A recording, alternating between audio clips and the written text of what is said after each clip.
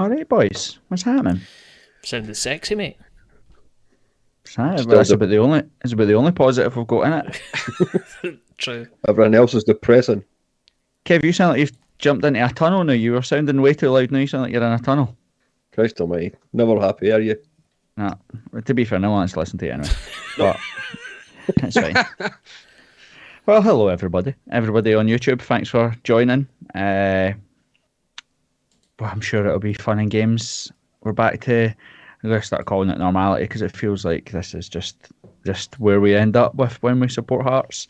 But anyway, Tam, what's been happening? How are we? Not much. Fairly quiet weekend. Highlight being I went to a Santa run today. A what? I didn't run the Santa run, but I went and seen some Santas run about Glasgow because family members were doing that. But aye, that was better than watching the football yesterday because our players can't fucking run to start. But aye, there you go.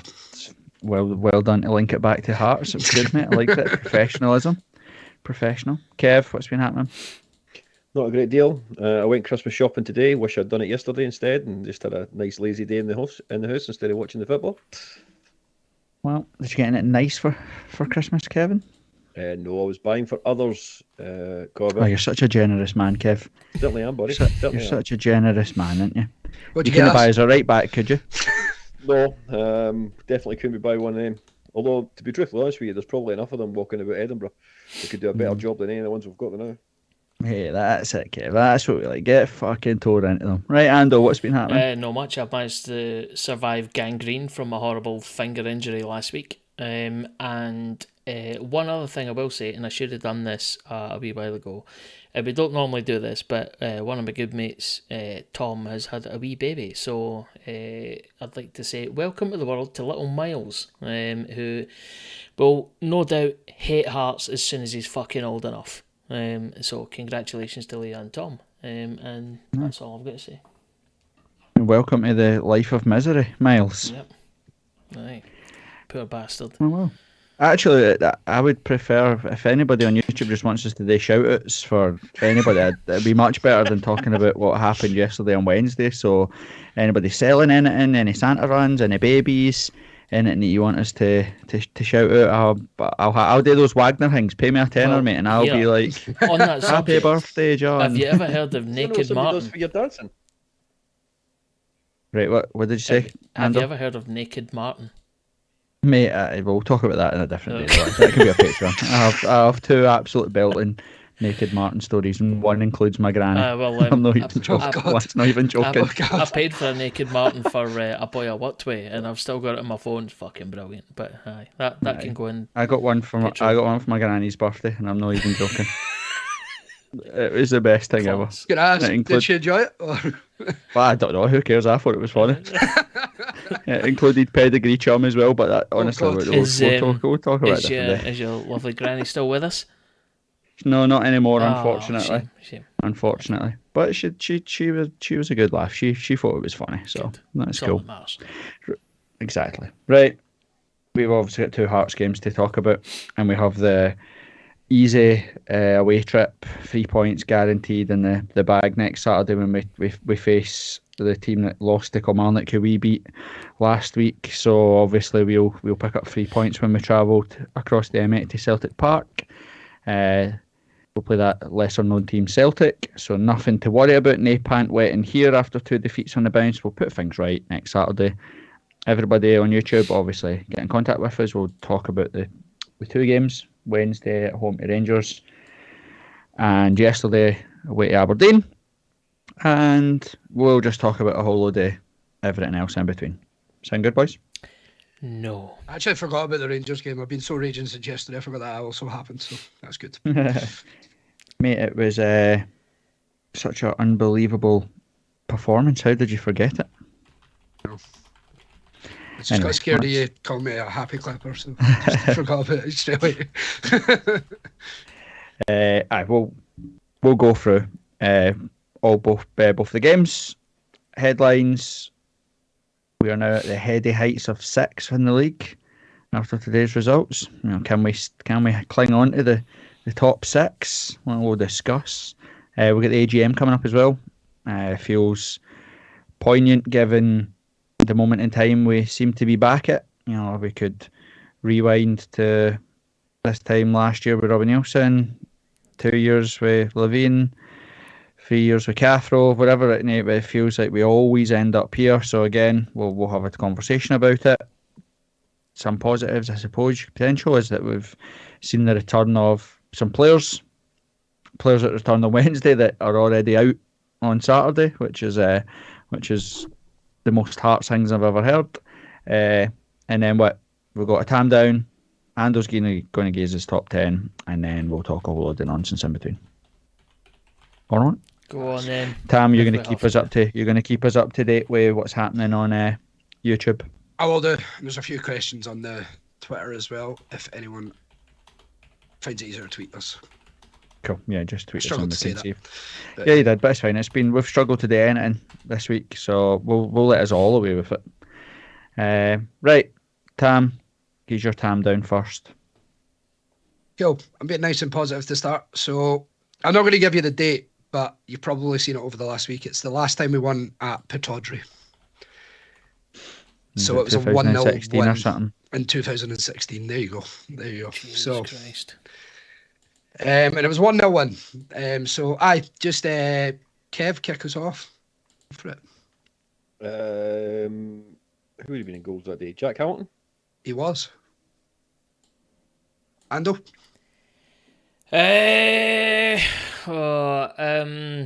Callum Patterson. Also correct. Corbett? I'm going to try and, if Jack Hamilton was in goals, was Victor Noring or whatever he was called, was he the sub goalkeeper? He wasn't actually, no. Was that his name, Victor Noring? I think it was, yeah. Aye. Right, okay. Back to Kev.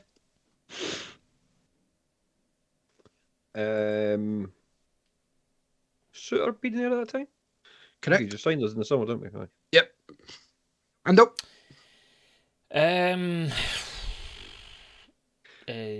Jim. Arnold Jim. Correct. Just a note as well, if Ando wins, he's clearly cheating with no camera, so... Yeah. Oh, shit, I never even thought of that. Sam Nicholson. Correct, one of the subs. Kev? I'll say it before, just to annoy Corbett. Don Cowie. No, actually. Bollocks. Ando? Alexander, the sub keeper. He was actually, yep. Right. Which I was surprised about. You'd never start Hamilton over Alexander, but must have been some. Corbett? Since we're all getting annoyed anyway, I was Captain America there. I was Perry Kitchen playing. Oh, He was. Correct. Fucking hell, man. There's a name I struggle to remember. Holy shit. Also starting, and yep. Back to Kev. Mr. Reliable, Mikey Smith. Wasn't. No. Shit. Ando? Fucking hell, I'm struggling already. You're gonna have loads of like wee fucking young wanks in that team that would just never really amounted to anything. Herbalife? No. I assume Callahan? Is that who you meant? No, Gavin Riley. Was it not? Oh. Well, Gavin Riley is correct. Sorry. Fair enough. I thought it was Gav Riley that done Herbalife. Yeah, there was loads of them that did Okay, right, okay. it. Would Bjorn Johnson have been there? He was not. No.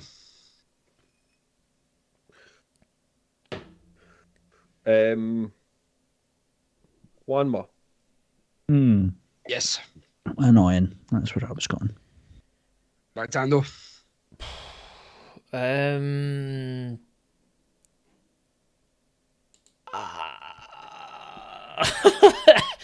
It's embarrassing. No.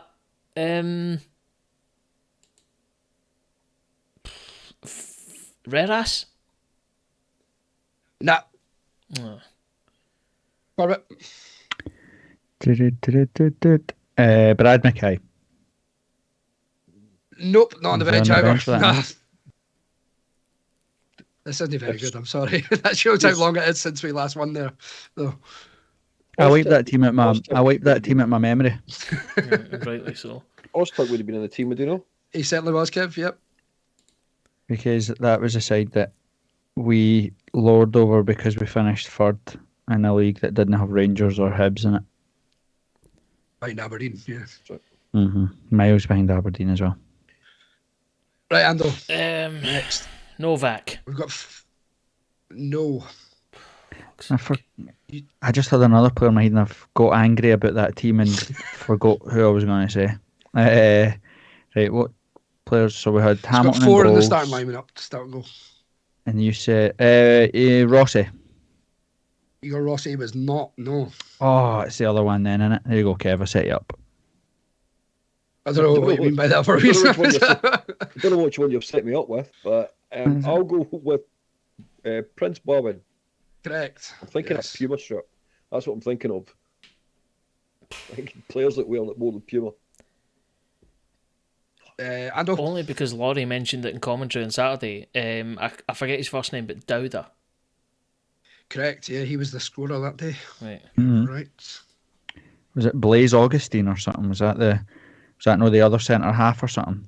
Is that not his name? We've named both centre halves, but no, Oh, he have wasn't we? in the team. Oh yeah. Who played centre half? Ozturk, sir. Ozturk, sir. Oh, aye. And then Patterson would have been right back. We've not got left back yet, but he's up there with Red Ass, to be honest. Less snaky. Whose turn is it? It's World Cup superstar, isn't it? Aye, it's Oshaniwa. Aye, World Cup superstar. Right, Ando. 1 in the starting 11. Right. Connor Salmon. Christ. Nah. He would have been about in that. He wore that stinking top though, didn't he? He was definitely there in 2016, like that. I don't know. Jamie Walker. Actually, not. I would have thought that too. I remember because he wore injured. that top when we scored against.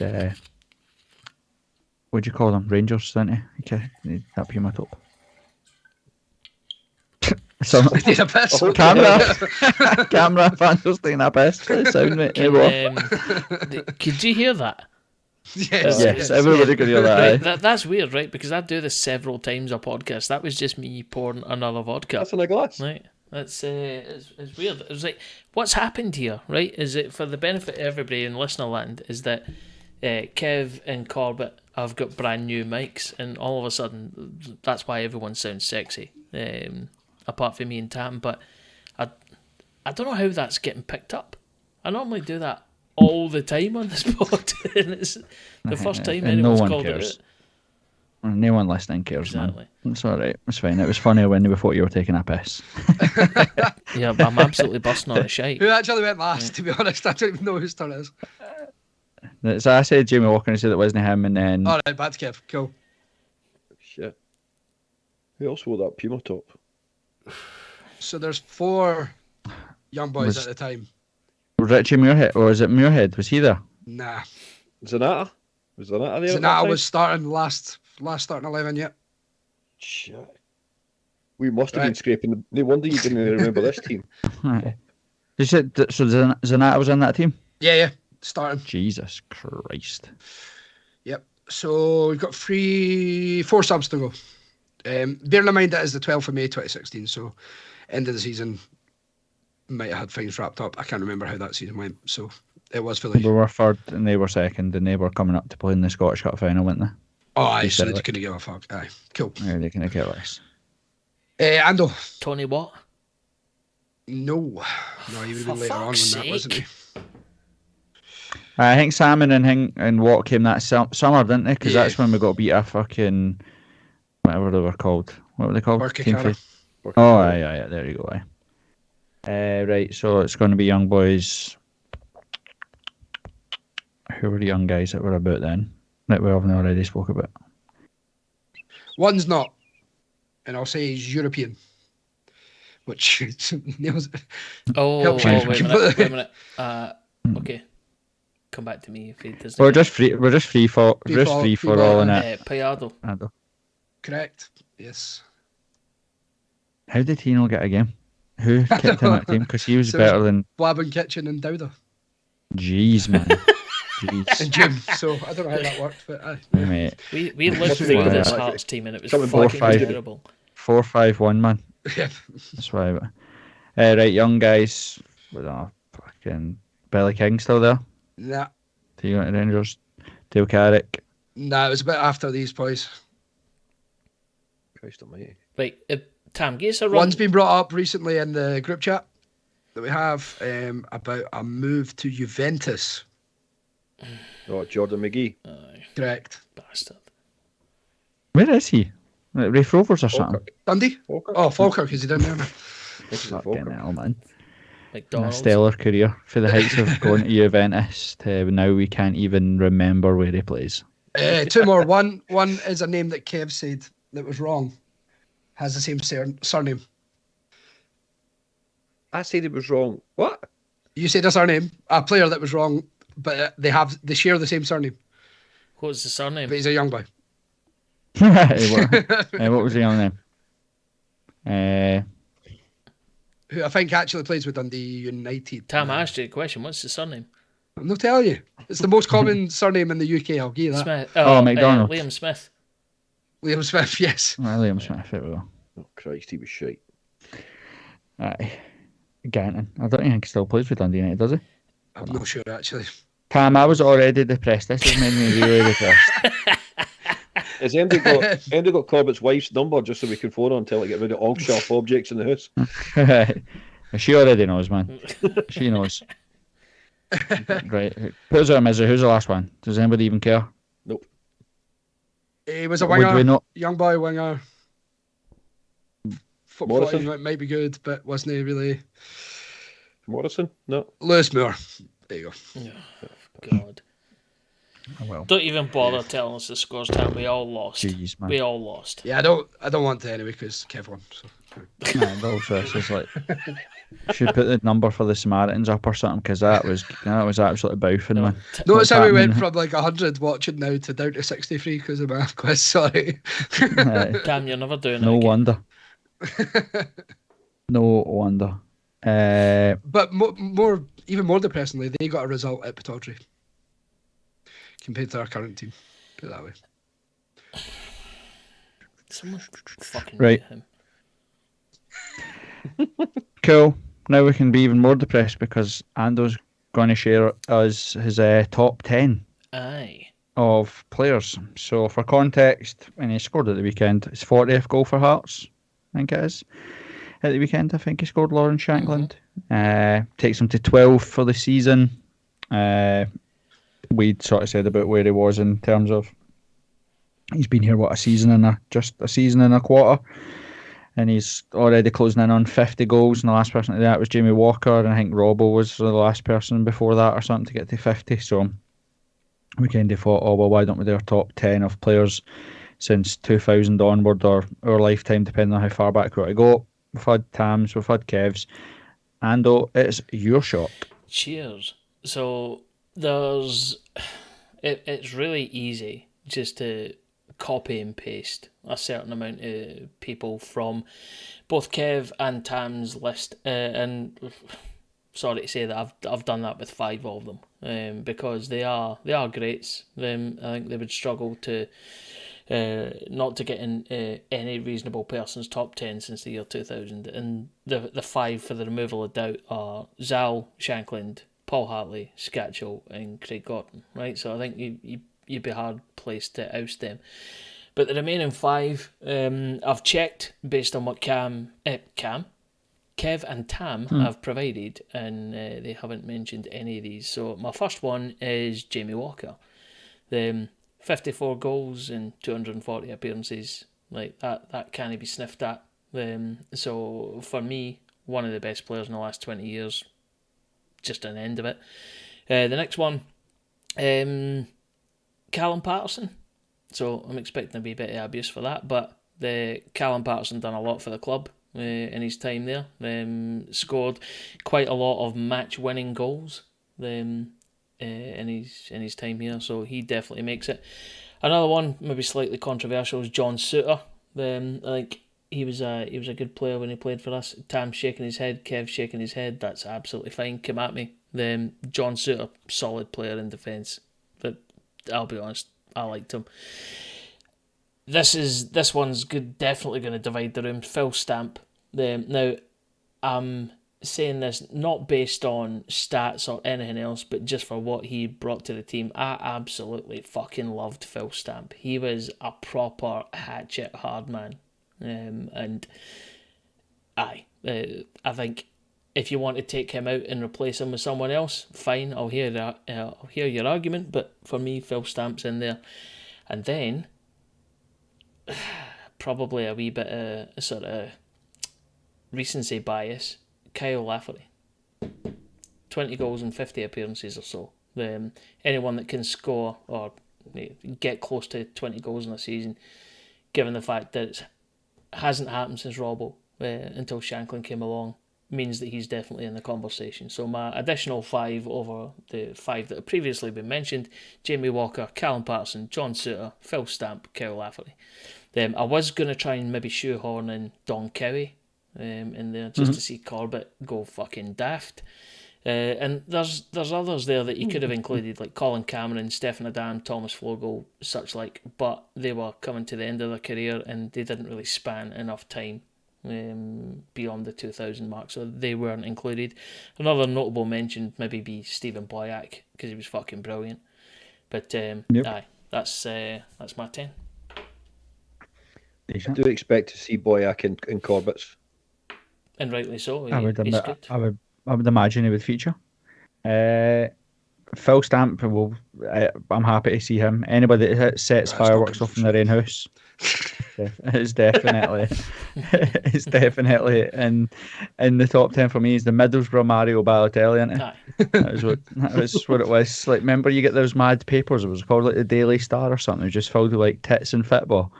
And like the front page stories were always like, "Oh, my husband shoved 4 cream eggs up his bum." The Daily Sport, like, that was it. The Daily Sport, that was it. Aye, folks, that was Phil Stamp's paper, wasn't it? He'd buy 20 Regal king size and a Daily Sport, and they just sit in the house setting fireworks off. What a guy! I loved him. What an absolute guy! Loved him. And if I debated John Souttar versus Alan Maybury, right? But because Alan Maybury was also like cut for the same cloth as Phil Stamp, he was a proper wee hard man.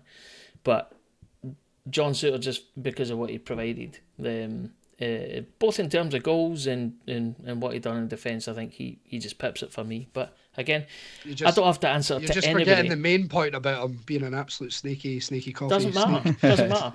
It's what he done in a Hearts jersey. And for me, John Souttar was a good player, and definitely worthy of a place. Alan Maybury bringing Westlife or Boyzone, whoever it was, to Tynecastle also made me laugh. Who was it? He was pals with one of them, wasn't he? Westlife. And Kyle Lafferty, you, like someone that can stand in front of the entire Roseburn end and give the Celtic fans the red hand Ulster. What a fucking time to be alive when that happened. One of the greatest moments in Tynecastle history. I fucking loved that. Should have been there. Yeah, well, I was in Australia, so shut up. And Jamie Walker, Callum Patterson, they don't need me to argue their case. I think they're there by default for me. Decent. We had a couple of submissions through the community chat as well for top 10, so we'll keep gathering them and then we'll read them out. Probably not next podcast, but the podcast after we'll start giving other folks' top 10s or whatever and see if we've got any overlaps or any surprising inclusions or exclusions, etc. Good segue, because I've got a link for the form where everyone can put it in the WhatsApp group chat. I'll put it on Twitter at the end of the night, but we've 33 submissions so far, so there's loads of people getting involved, but we'll leave that open for maybe say another week after Corbett does his, and then we'll see what the top 10 is for everyone overall. Decent. Tam, anything on YouTube so far? Any of the live stuff that we need to cover, or any questions or anything? Matthew Harold has just said Phil Stamp, the king of the indoor barbecue. Yep, that's. I read that in the Daily Sport. You did in the Daily Sport, aye. Nothing else too much yet. Oscar, Isla's dad, has also mentioned, are we in danger of losing any of our players in January to the tournament in Asia? Based on yesterday's performance, let's just say no. Unless they're picking up extra work as a steward or like the folk that clean the stands or whatever, but fucking none of them are got to play football. Like, absolute none of them are got to play football. But I would probably will lose them. And to be honest, be a fucking godsend, mate. I'll happily get all the Aussies, get them on a plane and send them over the Bermuda Triangle and hope for the best. I tag Oda and Vargas on there and all. We'll see you later. But we'll get into that in a minute. Right, headlines. As I said, it's been a wonderful week for Hearts. Wednesday we got away with it, got beat. But also, so did St Mirren, so did Aberdeen, and so did Hibs. So no harm done. And then the opposite happened yesterday, where all of the results that could have went against us, including us making a total beep of it. So Hearts are now 6 after Kilmarnock picked up their second win of the season versus Celtic. Disappointed? Annoyed? Seen it coming? Couldn't care less? When's the season finished? Boozied. Where do you sit? I think you look at it, you knew perfectly well, when we've said it enough times before, that McInnes knows how to set up an actual team. He's got a plan, and that plan has worked for games at Rugby Park against Rangers and against Celtic. You just wonder what would actually happen, and we've mentioned this a number of times, if you actually had a proper manager in place. So are you saying that we never had a plan when we played Rangers at home at Tynecastle on Wednesday? I don't think so, mate, no. Are you kidding on? Did you not see the master tactical genius that was bring Forrest on, play him left wing for 10 minutes, get Joy out that side and then switch him to right back? Aye, just so you could fit Mackay in. Just so you could fit Mackay. Who did nothing, by the way. Literally nothing. He stood. I don't think he moved from where he came onto the pitch. He stood in that exact bit right in front of the Rangers dugout and tried to play World Cup passes. Got the way Did he shake hands with them all as well? Aye, exactly. Anyway, that don't ruin the good stuff. We can get to talk about that. On today's game, though, do you see another 11 minutes added on for Celtic to score a goal? But... Yep, I seen it. Again, crazy. But yesterday's added on time made sense because we had probably 2 pretty lengthy stoppages for Aberdeen players. The one for number 5 on the left hand side, and then the guy that was the striker boy. So it made perfect sense. But I play until you score officially ran out when it got to the point where it was 11 minutes, even though they'd only added on 8. And it was we better call it how much further we can keep this going. So we better blow up now. Laurie on Hearts TV, I think he'd sent some stuff out. We've seen it in the community chat or whatever about the added on time and the stoppages. I think Hearts Standard picked it up and wrote about it. I did laugh at the Sky TV cameras picking up the 4th official, literally like that with the countdown clock. Just not a minute over 3 minutes, get this game ended. But Hearts 6, staring down the barrel, Kev, of potentially that getting a hell of a lot worse next weekend. We obviously travel to Celtic Park. I think Aberdeen play Livy at home. I think Hibs are away to St Johnstone. So St Mirren as well, I believe, are at home too. So Dundee, Ross County as well, which they'll be close on our heels shortly. And what is it? Kilmarnock Rangers? Is that? Kilmarnock Livy, sorry, it is. Kilmarnock. All right, okay. So Aberdeen. Oh, it's cup final. Oh yeah, cup final. So it is. So right, that's right.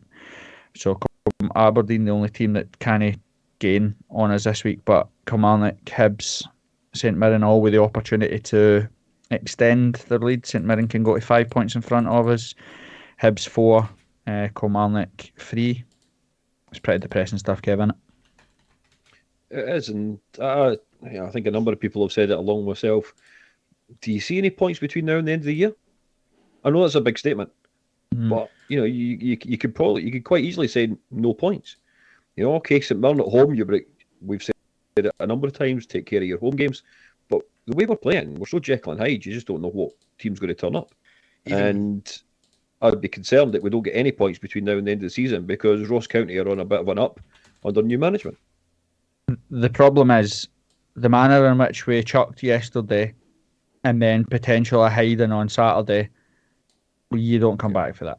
Like, it could be very, very difficult because, make no exaggeration about it, for the first probably 40 minutes, 35 minutes, yes, the Hearts were actually very good in total control of that game. Don't get me wrong, we started to fall out of it as Aberdeen got a bit of a foothold in the match, but to be honest, at half time you're going in, you're thinking, well, it's as comfortable a 45 minutes as we probably had at Aberdeen, but we need to make changes. Like, we were slipping out of it. You could start to see where Aberdeen had identified bits to get at us, and we never. We waited until we'd conceded again before we made any subs, and by that point you're then chasing shadows because we already know with this Hearts team, we're not coming back after a team scores against us. We're not going to score the next goal. We've never done it. It's not how we work. So, yeah, Jekyll and Hyde is true. And my worry now is Celtic have been beat today. They will not drop points next weekend. They won't lose 2 games in a row. They just don't. So they beat Hibs before, Aberdeen by 6. You know, it could be we could get our pants pulled down and scalped because the confidence of this team will be absolute rock bottom. So we've got that to look forward to, which is good, which is great fun, isn't it? We absolutely love that. And though I said yesterday on Sports Sound that this is what we're getting from this Hearts team is exactly what you would expect to see from an inexperienced manager. We're getting inconsistent results because we have an inexperienced manager. We can't argue with that, can we? No, excuse me. No, absolutely not. It's the whole. Well, it wasn't me. It was them out in the park. Taking no responsibility for what actually went wrong. I think it just stinks, the whole thing. I think you're absolutely right. Well, actually, you've just reminded me of our manager's comments after the game yesterday, where he said what happened in that match wasn't tactical. Tam, what was your take on that? I don't even know how that could come out. It's like I can't even question it. Like, how can you even say that when there was no tactics? Like, it was pathetic, and it's not down to the players' performance. They've been set out away, and he's just passing the buck. How would you feel as a player as well, going, "Oh, it's not me. It's the players that have fucked it. It's not tactical." It's not like our other option for manager just has won 3 in a row in the Championship down in England as well. But see, I'm confused as to who is it that does the shape and the formation again. Is it Xander Clark that does that? Is it the boys in the stands that do that, or is it the manager that picks the shape? Because Kev, we made like for like substitutions yesterday. Oh, I mean, you said it's the boys in the stands. The boys in the stands would actually have a better chance of actually putting tactical formations together. Right. He's clearly not aware of what the role is of a manager. But again, when you don't have the correct badges, then that's maybe the reason why. So it's not tactical, Ando, but yet we are overexposed and being absolutely bombarded down Aberdeen's left, which coincides with our right, which is where Toby Sibbick was, who had a nightmare when he came on at Kilmarnock. He's had a nightmare again today. Doesn't look comfortable playing that side of the park. The manager decided that actually the best thing to do is probably take off our probably only impactful midfielder in Lowry, who's linking the play. Although, by the way, I'm not saying that he's a good player. I'm just saying that he was, out of all the forward-thinking players alongside Shankland, was the only one looking to try and go forward. And they bring on a man that hasn't played in a year and ask him to play in the middle of the park in a back three, which is probably one of the hardest positions to play on the football field, and he's a yard off the pace. Is that tactical, or is that no? I almost called him Robbie Nielsen. I hate the cunt as much as I do, so we'll call him Robbie Naismith. Is that his fault, or is that someone else's fault? Well, I'll come back to you with a question. When was the last time you went out for a jog or a run for any decent distance? As much as you are a fine specimen, when was the last time you went out running or done anything like that? The man with two fake knees, like I was just saying, a long fucking time, right? So a long time if ago. I say to you, Corbett, there's a £1,000 at the end of this half-mile jog, off you go, right? What's going to happen? You're going to run, you're going to crumble. You don't put someone that has just come back off after a year out into a situation where the game is tight. Like, if you were 3 or 4-0 up, fine, bring them on, get minutes in the legs, all that sort of stuff. You don't bring him back on when the game is on a knife edge and expect him to perform. Like, I don't care how much he's trained. It's fucking stupid. Or you bring him on, and Kevin, this might shock you to hear this, right? But Craig Halkett used to be a right back, and he played at Livingston. He played right back. So you bring him on, and you change shape, and you say to Halkett, go play right back, because what Aberdeen were doing that Toby Sibbett couldn't handle was they were going long. They were winning headers in and around that area and playing off second balls. Craig Halkett's good in there. He can win headers. Go put him right back. Change to a 4. Took Kingsley off, or put Kingsley at left back and take Cochrane off, because Cochrane was ineffective and Kingsley's a left back that was playing right centre half. So you bring Halkett on, bring him to right back. You play Kent and Wells in the middle of the park, and you put Kingsley at left back. You drop in the midfield and you put Shanklin up front by himself as an out ball, and you try and stop second balls. I have no coaching badges, none whatsoever. I just watch football, and I could fucking see that. And I'm not the manager of Heart and Midlothian Football Club. It's getting inexcusable now and a bit embarrassing to watch our manager talk shite every week. He talks as much shite as there is on the pitch at the moment. And the other thing about that is the fact that at the point when he brought Halkett on, it was 1 each. You were also trying to change the game and actually go forward. So why would you even think that the right thing to do was bring Halkett on, as Ando says, who's got no legs in him at this moment in time? Yes, he might have trained, but he's not match fit. It's just crazy. Yep. Genuinely crazy as to why you would do that. Tam, Stephen Naismith, when he took the Hearts job, said that you would, from a Stephen Naismith team, you would never see his team defend a 1-0 lead. Exactly. I'm just going to say he's a liar. He's a lying bastard. There you go. So, the subs yesterday were baffling at best. Why we didn't change shape, I have no idea. There's loads of things that didn't make any sense. Nathaniel Atkinson came back after 3 months out and played 45 minutes against Rangers, a big game where he's going to be tested, he's going to be stretched, etc. He actually played quite well, to be fair, in the first half. He doesn't make it back out for the second half. He doesn't even make the squad yesterday. Lowry at Kilmarnock, when again Boyce goes down, you can bring Tagawa on, we can bring Lowry on or whatever. He brings Sibbick on. We're 1-0 up, by the way. He brings Sibbick on in that situation, changes the shape, sucks us out the game. Yesterday we're 1-0 up, or 1-1 at the time where we made the substitutions. His first substitution was to take one of our better attacking midfielders off. Vargas didn't play at Kilmarnock. He didn't play versus Rangers. He was on the bench against Rangers, but didn't come on, didn't he? Yeah. Oh no, he came on against Rangers. Sorry.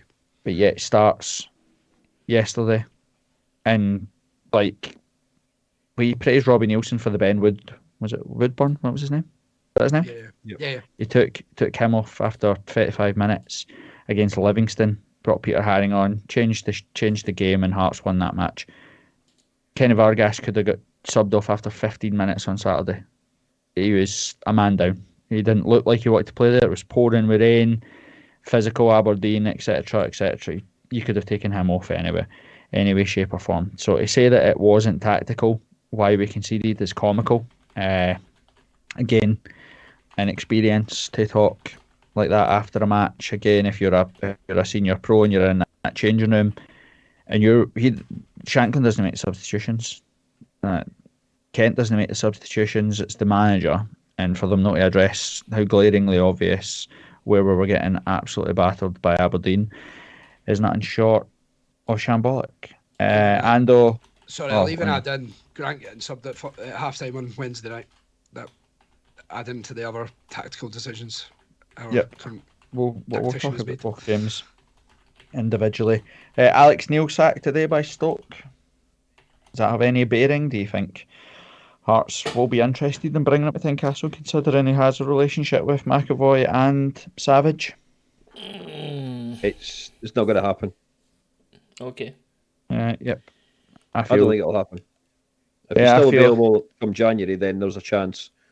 But we could all sit here and argue the point of whether that's a positive move. Don't get me wrong, great experience, done really well with Hamilton, done really well and brought Norwich up through the Championship into the Premier League.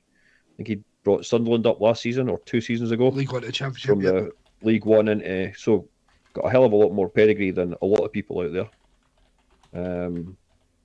I think the Maroon report in the community chat, Gary was posting some stuff as well about Alex Neil, points per game, etc. with Hamilton, who, at the time, pretty much you could call them a part-time team for as professional an outfit as they were at the time in the Premier League. He did wonders with them.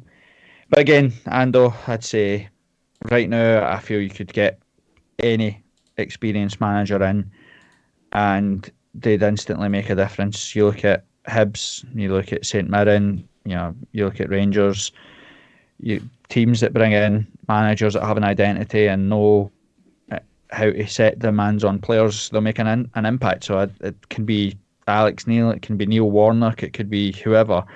Any experienced manager would get better out of this squad. 100%, because I think from straight off the bat from day one, they are not going to be focused on scrambling around in the dark trying to find their arse with both hands and failing miserably.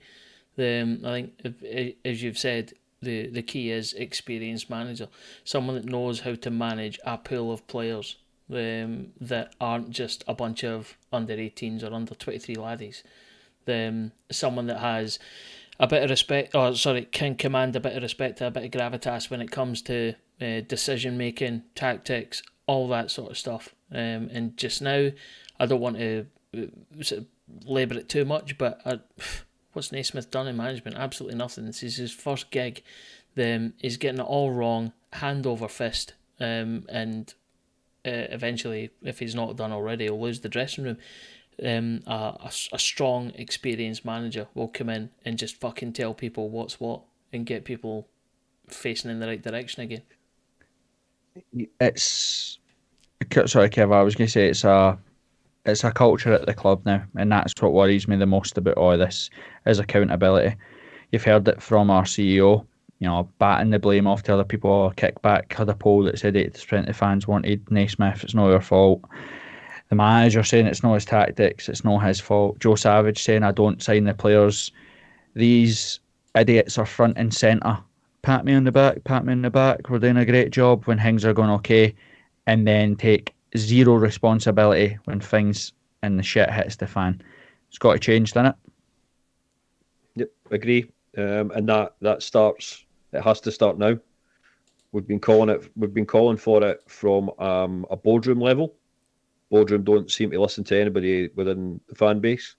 I know that you've had conversations with various members from the Foundation of Hearts, but it seems to be that people in the boardroom are sticking their head in the sand and don't want to be held to account for a lot of the misery that's around the club at the moment. And then that then stems into your managerial setup. They seem to also be sticking their head in the sand. As you said earlier on, it's not us, it's always the guys on the pitch. Yeah, and here's pop quiz for you, right? Since Daniel Stendhal's Hearts beat Hibs 3-1 at Easter Road, do you want to take a guess how many points Hearts have got at Aberdeen, Easter Road, Ibrox and Celtic Park? Oh, good question. 3 is. I reckon it's under 10. 3 is correct. God. We've had 3 draws. 2 at Ibrox, 1 at Easter Road. And that one at Ibrox was a testimonial bounce match, wasn't it? Exactly. 3 points since Daniel Stendhal won 3-1 at Easter Road. That is an absolute shambles. Actually, it might be 4 points actually, because there's the Ellis Sims, should have had a penalty, 0-0, boring drawing. at Easter Road as well. But aye, it's a joke. So Ando AGM's coming on, I think it's Thursday, innit? Or Tam, sorry. We'll go to that in a wee second, Ando. Oh, sorry. I've just got just from what we're speaking about, it ties in what we're the Twitter questions, a couple of them. So, Craig Heatley just asked, how many of these players aren't at the level, or is it just down to the inexperience of the manager? The genuine answer for that for me is I don't know. You don't know till you've got an experienced manager, I suppose. We don't. I don't know. Yeah. I don't know. Yeah. And Callum Campbell, also similar vein, but why have we moved away from playing how we did during the split last season? How could we move backwards towards this? I'm not. I've said this before. I'm not convinced that we did play any different in the split. I think if you look at the games that we played well in, we beat Ross County, who were bottom of the league. They had a 16-year-old centre half who absolutely shat the bed. We beat a very, very poor Aberdeen side. Yeah. We needed a last-minute dodgy penalty at St Mirren to get a 2-2 draw. Like, genuinely don't see we were clinging on for dear life not to lose to Hibs and finish 5th after the Cochrane red card, etc. I think people get misty-eyed by the run of results because we kind of played okay with Celtic at Tynecastle until the red card, but it's all if your auntie had balls and all that in it. Like he won 2 matches out of 7, and what we've seen, I always judge it like the first game at Easter Road is exactly the type of football we're seeing right now. Do you know what I mean? The only thing that's maybe slightly different is at Tynecastle. We took our chances in that Aberdeen game. We took our chances in that Ross County game. We could have potentially did that versus Livy, St Johnstone, maybe even Motherwell, a couple of good saves, etc. in there. But the standard, nothing's changed. Why would it? Gordon Forrest is the first team coach. Gordon Forrest did most of the sessions for Robbie Nielsen and Lee McCulloch. Gordon Forrest is still there. So are you telling me that since Robbie's been sacked and Naismith's came in that he's went away and learned new sessions, new drills? No. So what we see is what we see because we've got the same first team coach. If you could just like even just change it slightly by putting Vargas on the halfway line for a corner, so that we've got an out ball, that would be even better. Just learn that one, please, Gordon. You twat. You see it actually all day yesterday. There are only 2 players in our team that will take the ball in the half turn and face the opposition goalkeeper, Shankland and Lowry. No one else does it. Yep. No one else. And Benny and Neuenhoff, the fact that they 2 are our best 2 midfielders, Jesus Christ. The game's up, man. The game is up. I've always been worried about Benny. You know that. I've told you this in this podcast. I like Benny, but he needs to sit as a sitting defensive midfielder, win the ball and get to somebody that can do something with it. Because when you're playing the ball into him in the middle of the park, hoping that he'll spray it wide, put it into a channel, it's not happening. He can't do it. He cannot do it. And all day Saturday, the amount of times that we had opportunities and overloads on one side or the other of the park, and the ball's filtered through to Benny, and Benny can't play the pass or did and gave it straight to Aberdeen or whatever because he just doesn't have that range of passing. Goes back to what you said about buying a right back. We've been needing a centre mid like that for. Oh mate, it's been for 10 years. 10 years we've needed a centre. The best centre midfield pairing we've had was Balbin and Gomez. Yeah. It's been so long since we had that. Arnold June was even better in those positions than what we have currently. We also need inexperienced manager. You see it on the park. Aberdeen. If Tagawa played for Aberdeen yesterday, Aberdeen would have got that foul with Tagawa that led to the second goal. Why? Because Graham Shinney was in the ref's ear for 70, 80 minutes telling them they're going down too easy, ref. That's not a foul. Why are we not getting decisions? And we don't have a single player round the referee. He was at him every single time, and that influences the decisions. Every decision that went Aberdeen's way, he was there. Every decision that went against Aberdeen, he was there. Tagawa needs to be better. I'm not making excuses for Tagawa. It's not a foul. But if you're professional enough, it's like Steve, if you're professional enough, you can win those fouls all day long. Tagawa just had it. Inexperienced, but also inexperienced on the park. The fact that nobody was chasing the ref. So, back to the original thing. I've never bought into this whole style of play thing that Stephen A. Smith brought in the first 9 or 7 matches of last season. I didn't see it. I don't see it now. To be fair, if you went back 6 months ago when we podcast about Naismith getting the job, you said the exact same thing. Because there was no difference. So that's where we're at. Before we jumped into those questions, I was talking about it's the AGM on Thursday, I believe. I didn't even know where to start with the AGM. There's so many serious questions that need to be addressed. I hope to be there. I'm getting someone's giving me their proxy, so I'm going to hope to go. Hopefully be able to answer a question.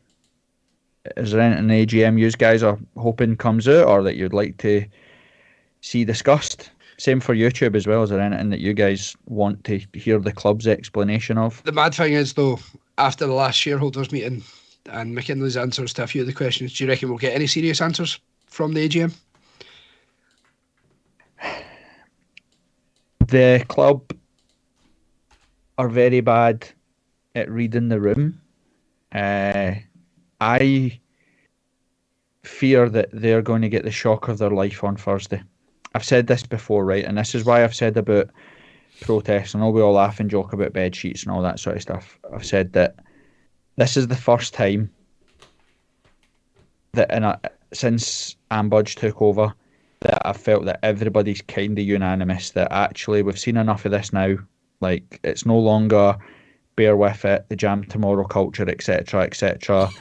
We keep hearing on one hand how unbelievably well backed we are, the foundation's money, James Anderson's deep's pockets, the record profits and all that sort of stuff.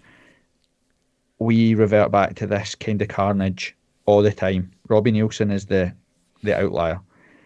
I think people are now, they've had enough. I think we've had enough now. We used to see it before as well, like if you go on Kickback or Twitter or wherever it may be and anybody questions Ambudge, there's normally hordes of people just telling you to shut up and chasing you down, etc., etc. Those voices are gone now. People are starting to say, actually, wait a minute, I would actually like questions asked. So I really do hope that the club understand that. I know the club listen to the podcast, so if you're listening, genuinely, I would have proper answers prepared, because if you come up and give the whole myths and facts and how many times have we won cups and all that, and you tell us that you spoke to Aberdeen before you sacked Robbie and they told you there was no managers, so you went with Stephen A. Smith, folk will eat you alive. You'll only pour petrol onto a fire. So come with proper answers. Accountability, Kev, is what we said for the start. Exactly, and we've called it out on the podcast a number of times. Off the field, we are run really, really well. We're in the best position we have been financially. You know, we've got a really good back system. That's fine, but that's not what sells season tickets. That's not what people want to see from a point of view of selling season tickets. What sells season tickets is the product on the park, and that product on the park has not been good enough for. Tam just had Tam down earlier on from 8-9 years ago of the last team to win at Pittodrie. We've got a CEO and Andrew coming out saying that we want to be doing this, we want to be doing that. We are, as fans, sick to the back teeth of hearing we want to do this, we want to do that. But none of the people on the board are actually willing to make that commitment to make it happen. And that's what's, I think, annoying in so many people. Yeah, I don't know if we said it in last week's podcast or whatever, but the idea that, 2011, I think it was, potentially, maybe 2012, we played St Mirren at Tynecastle, and it was genuinely billed as probably one of the last times we'll ever watch Hearts. We literally had cash cows. Yep. Literal fucking cows that they begged us to put money in all over Edinburgh. begging people to give us money so that we could stay alive, and we managed to save our football club. We now have a board that are so nonchalant when it comes to saying, what did you do with James Anderson's £4.5 million donation? What happens if we don't get that £4.5 million donation? Don't worry about it. We know it's coming, so we'll cut our cloth accordingly. That makes me physically sick. How can we be at a club where we just write off £4.5 million as if, fuck it? Do you know what I mean? Literally, when we have been to the lowest point, it feels like a house of cards. It feels like, what happens if he moves away? What if he walks away? What is he writing a cheque the day before the books are announced to balance the book? Or does he actually give us £4.5 million and we just waste it? What are we using it? So I would like the club to give us some detailed forensic information as to what are these donations used for. £15 million staff costs. How much of that is to the ladies' team? And I said it on Kickback earlier. I hate bringing it up because you feel like a pure gammon because it's like taboo. You're not allowed to talk about it. But £15 million staff costs for a club like Hearts, that's crazy. How much percentage is that to the ladies' team versus how much money does the ladies' team generate? Is James Anderson's £4.5 million, is that going straight and only to the ladies' team? Is that keeping the ladies' team afloat? Because if it is, then the fans should have the choice to say, hang on a minute, if there is £4.5 million kicking about, we would like to know where it's being invested, because I couldn't give a shit about 0% bars inside Tynecastle. I couldn't give a shit about the curry shed. I'd have no pie stalls outside Tynecastle. I've told you that a million times before. Where's the money being used? And if it is being used, why is James Anderson so happy for it to just be wasted and frittered away? Why? What, for the past 5-6 years he's gave us £3, £4, £5 million a season. What do we have to show for it? What do we have to show for it? Literally nothing. I'd like someone to really press the club on that. And if they flippantly just blasé write it off as, if we're not getting it, we'll cut our cloth accordingly. That's not good enough. That's not good enough. We need to know. I agree. The concerning part there. And sorry, who was it then? When you go on, Kev. Right. All I was going to say is we all work for big organisations. I think pretty much all of them are publicly listed companies with shareholders. So any money that comes in at the top end of the funnel is like scrutinised and dispersed through whatever means the company sees fit. But ultimately, at the end of the day, when they have to stand tall before the man or the person at the stock exchange and say, this is our results, this is where it's all sort of been won and lost and all that sort of stuff, every single penny needs to be accounted for. And that's huge organisations, as I say, like we all work for. Hearts, by comparison, are a very small organisation with a fairly mediocre turnover. That doesn't get away from the fact that everything they do needs to be accountable to shareholders, and we, whether we like it or not, are all shareholders. The Foundation of Hearts are they've got a vested interest in the club, so they should be our voice in that case, which is, right, okay, we understand that you're classifying all these lines in the accounting for this, that and the other, but what should be there is not, I suppose, a forensic level of detail, but to your point, where all that stuff goes. And if that stuff isn't made public, then it definitely needs to be called into question, because otherwise it's financial mismanagement. Yeah. Or my worry, and folk keep shooting this down, which is why I want to hear from the club, it's a house of cards. If James Anderson didn't donate £4.5 million, Hearts would have posted a £4.3 million loss on our biggest ever season of turnover, European football, all that stuff. That's unacceptable. So what was the £4.5 million donated? Where did it go to? What did we see? Did it pay for the screens? Did it pay for the pitch? Did it upgrade Tynecastle? Fine, tell us. Give us forensic information as to where it is, because I would like the club, Foundation of Hearts or whoever it was, let's use it better. If we've got £4.5 million, we've said this before, if there's money there to donate, buy us a midfielder. Because if we got a midfielder that can be the difference between 5th, 4th or 3rd, let's get it. Because it's £5-6 million in European money if we get to group stage football. Let's use the money to buy that.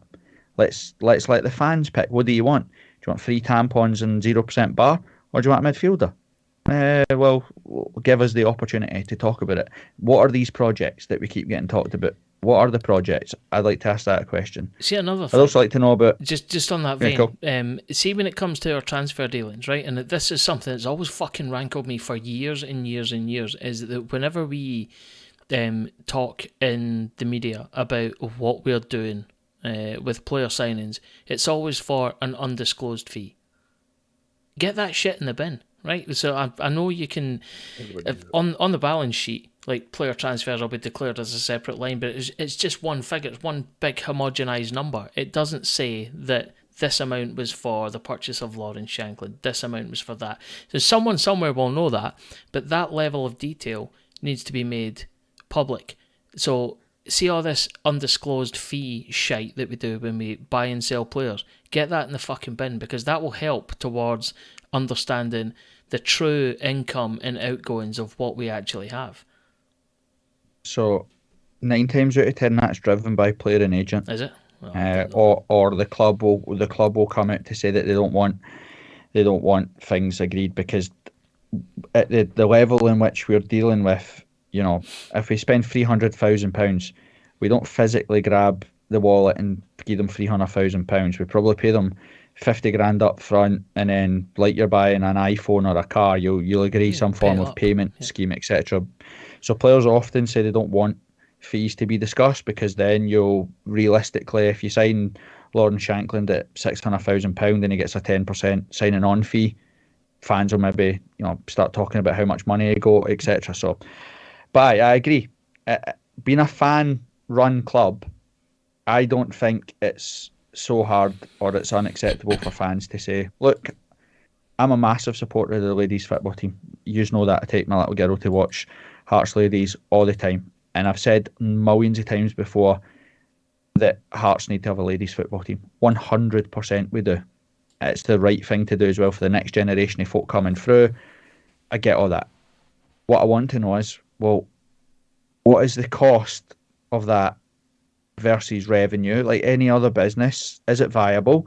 Do we have to, does it have to run at a loss for a while until it grows arms and legs? Then fine, that's good. Just tell us what it is. Let the fans know, because again, 10 years ago we were begging people to give us money. Now we're at a point where we're getting millions of pounds coming through the football club, and we seem to just be, it's fine, don't worry about it, we'll cut it. And that for me is the thing that sticks the most. Same with, the main stand. Is Budgie's brother the most qualified person to be building the hotel after what we did in the main stand? Except he might be, but talk to us. How many other companies did we sound out to build that project? Did we even ask anybody else to do it? What quotes did we get? What designs did we get back? How much is the hotel costing? Who signed it off? Why was it never put in front of the fans? Who wants a 22-room hotel with no windies? How much money did they think it's going to generate versus how much money did it cost? Answer the questions. Let us know. And then we can decide whether or not actually, as a fan-owned club, is that the best use for our money? Because until the investment is matched on the park, now we've been massively backed on the park, but again, was there more money available to buy better players? Who knows? Tell us. So I really hope anybody that's at the AGM on Thursday, I hope the club are open for discussion, and I hope people ask proper, hard-hitting questions, because we're at a point now, we need answers. We need answers, or we need change. And Tam on YouTube or anything, has anybody got any things they would like to brought up at the AGM? Matthew Harold mentions, are we that well run? The main stand has been completed after 6 years, and that whole process has been a shambles. Yeah, and not so much related AGM, but is it time for Craig Gordon to start ahead of Xander Clark? I'm sure we all agree, yes. But... Well, yeah, we'll come on to that when we talk about the games. And I said that on Kickback earlier, that point Harold made. We've heard that for 10 years, that the club is well run off the park. Okay, I don't know. All I know is that if the donations are removed, that narrative disappears very, very, very quickly. So it might be good business that we have these donations, and they might be agreed at the start of a season what's happening, etc., etc. But again, for too long, we've just kind of went, "Way, we've got benefactors, get it up, yeah." The money that comes through Hearts, Kev, I said on SportsSound the other day, it's eye-watering compared to St Mirren, who are sitting in third. In 10 years, we've had about £70 million come straight from the fans' pocket, just through season tickets, generous Hearts benefactors, and the foundation of Hearts. That's before you even start talking about pies and tops in Europe and extra cup revenue and all that sort of stuff. £7 million a season. We've finished third twice. We've been in the championship twice, and we've won 0 trophies. Yet we've watched St Johnstone win a cup double. I think in that time, Cally, Thistle and Ross County have won trophies. Aberdeen have won their first trophy in decades. Celtic have won a quadruple. Rangers have been dead, reborn, won the league, won every league in Scotland, won the top league, won the Scottish Cup, and are on the verge of winning the League Cup. And we have absolutely fuck all to show for it. It's not acceptable. Well, we're getting a hotel, mate. Yep, that's very, very true. Could I ask a question? Do you genuinely think that benefactor money is agreed prior to the season? Because it seems to be that the last 2 seasons in a row, when the books have came out, that fund has put us in a position that it looks good. Yes, put us in a... Yeah. I don't know. Maybe it is, but that's what I'm saying. Tell us what it is, because as it stands now, it's exactly what you've just said, Tam. It looks like whenever we're posting, right, we're £4.3 million short. Okay, cool. Here's a donation of £4.5 million. Well, here's a 200k profit or whatever. Because I imagine if we'd balanced the books properly, we could have said, by the way, we have a £4.7 million profit. But we didn't. We said we've got a £200,000 profit after the biggest year in Hearts history for turnover. No. It's not acceptable. If you look at that, it's not acceptable. If you look at that on margins, like £200,000 profit, like versus the overall turnover of the club, that's where it becomes a house of cards. People, exactly, it's nonsense. Exactly, absolute nonsense. No big business worth any sort of credence at all whatsoever operates like that. And that's what I'm saying. We just need. There may be sensible answers to that question. We're not businessmen. We don't run businesses. There may well be sensible answers to that question, and if there are, give us them. That's all we're asking. I just want clarity. I just want to know what's happening. When are those budgets agreed? When are the donations agreed? When do we know we're getting them, and what are they used for? Because you see, just now it seems it's very, very secretive. Whereas, like as you've just rightly pointed out, none of us are captains of industry and know the inner workings and the sort of forensic accountants of any sort of big business. But we've got a vested interest in this club. Give us even just the layman's terms, like add extra lines into the accounting, so that I don't think, honestly, don't think it's secretive, Andy. I don't think it's secretive. I genuinely think for 10 years we've had a culture at the club where you're not allowed to press and budge. That she's had armies of people. I don't know if it's because she's a woman. I don't know if it's because she's saved the club or whatever it is, but she's had so much protection, and she has all that. She's saved the club. I've told you that a million times before. We will be forever grateful to Anne Budge. But when you live in an environment or a business where you can't ask simple questions without being hounded, how are we getting accountability? How are we getting answers when nobody will ask the questions? All we're asking for is transparency. Ask the hard-hitting questions because things aren't the way they're supposed to be. And then that's it. Move on. That's all it is. It's not a witch hunt to try and banish anybody or whatever. Just give us the answers, because where we are now, it's not good enough. Yep. Right. Last headlines. Again, I don't know even know if it's a positive now, but Halkett, Gordon, Mackay, Atkinson all seem to be back now and available for selection. Kev, is it a positive, a negative? Do you see them? Did it come in via Celtic, or do you drip feed them until they get some fitness and potentially till they get to the winter break and see where they're at? I think both Wednesday and Saturday showed us quite clearly that you cannot bring players straight back into the squad without having some format or some form of match fitness. Atkinson, I thought, looked all right on Wednesday night, and I know we're going to speak about the game shortly. I thought he looked all right on the ball. I thought he looked better in that position at that right wing back than we've had all season since he's been out. But again, you could see quite clearly how out of sorts he was with regards to match pace.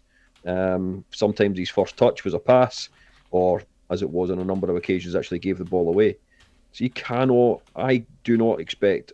No, in fact, actually, I'll say that in another way. I personally would not have any of them in the starting 11 for Saturday coming.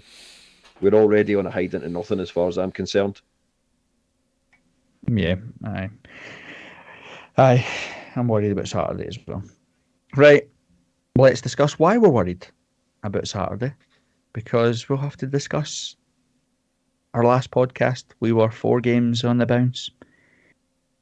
Negative Sallies that we are, said we'd beat the 4 worst teams in the league. I said if Hearts wanted me and Stephen Naismith, the baldy football terrorist, wanted me to be on his side, I'd said go out and put performances in. Didn't say I wanted you to win against Rangers, go out and put a performance in. That's all I wanted to see. And then go do the business at Aberdeen. And we're now 2 defeats in a row, heading for our 3rd.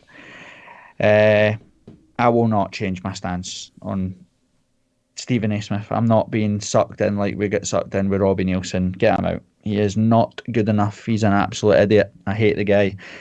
Get rid of him. I'm sick of watching his teams. I'm sick of listening to him on the radio. I said that yesterday when I listened. I think they just did it to wind me up. Sports sound like they were like, right, Kenny's going to come to you in a minute, but first we're going to hear from Stephen Naismith. I was like, you absolute wank. just try to wind me up. He's to be fair, uninspiring. More people want to hear from you than they do Stevie Naismith, and that's no me blowing smoke. Genuinely is the case. It was so depressing listening to him after the game. Kev, Wednesday. Well, actually, Ando, it was your first trip up to Tynecastle in a while. What was your thoughts? First half, second half, starting 11, overriding feelings for how Wednesday went? I'll be honest. I'm at the point now where, and the same is true yesterday, that it doesn't really matter what the starting 11 is for me, because it's like to go back to a previous point you made about players returning from injury and all that sort of stuff.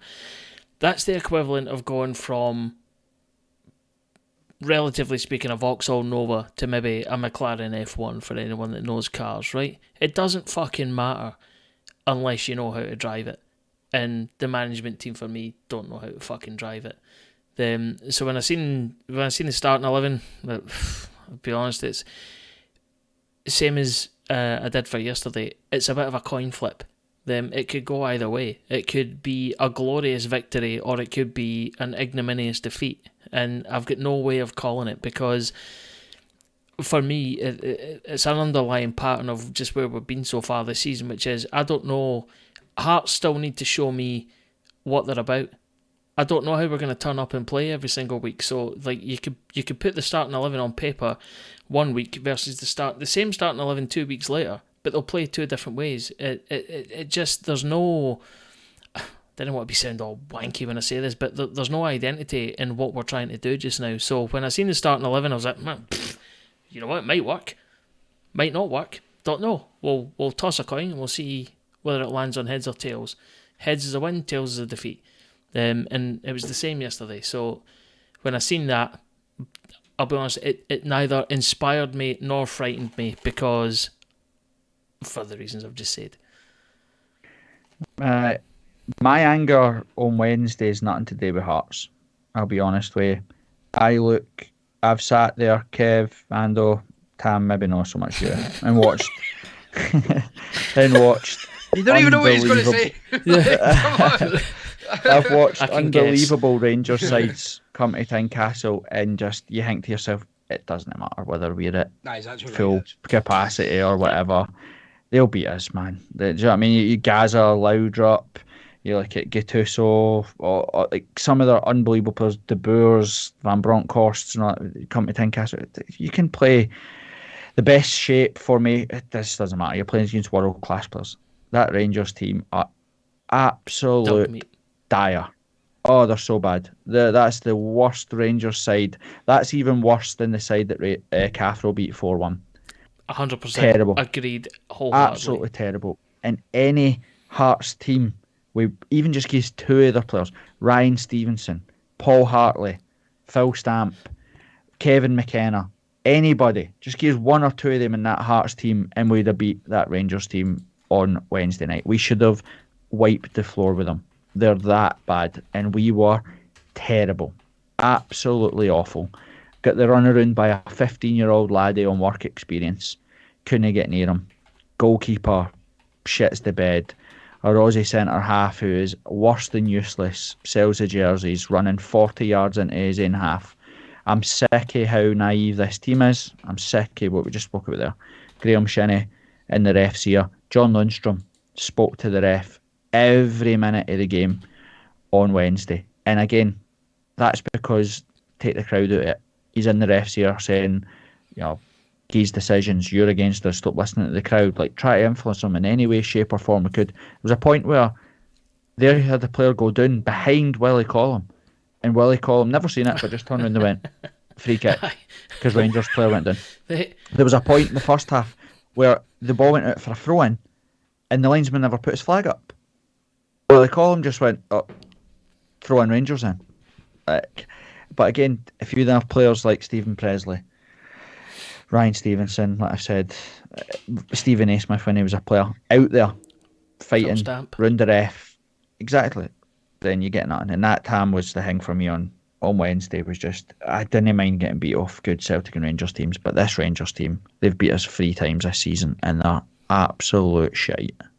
Agreed.